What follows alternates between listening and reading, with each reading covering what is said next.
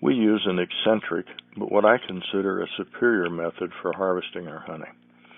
I consider it eccentric because I don't know of anyone else that uses it. I believe it's superior because the honey is removed from the natural honeycomb mechanically and is in no way processed. Additionally, we make no effort to remove the naturally occurring pollen. I begin by opening a hive that's already been smoked to calm the bees. You can see the smoker at my right foot.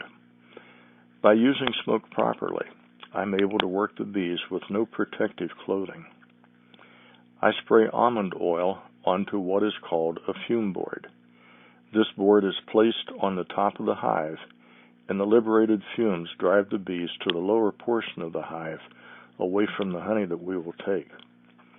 The result is frames full of honey ready to be harvested.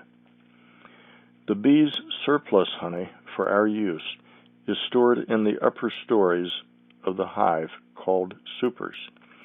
In this picture, I'm lifting off a super that will yield several gallons of liquid honey.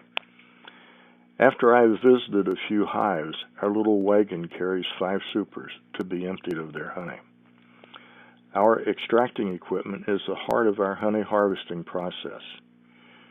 The tank has a strainer that separates most of the beeswax comb from the liquid honey.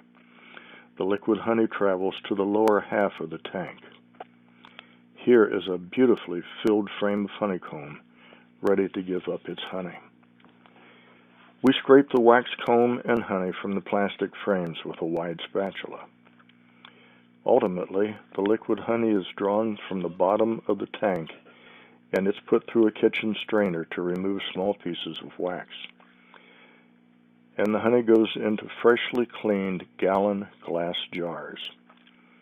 After several days, a flock of wax particles, air bubbles, and other materials collects at the top of the honey. We remove it before it goes into final customer jars.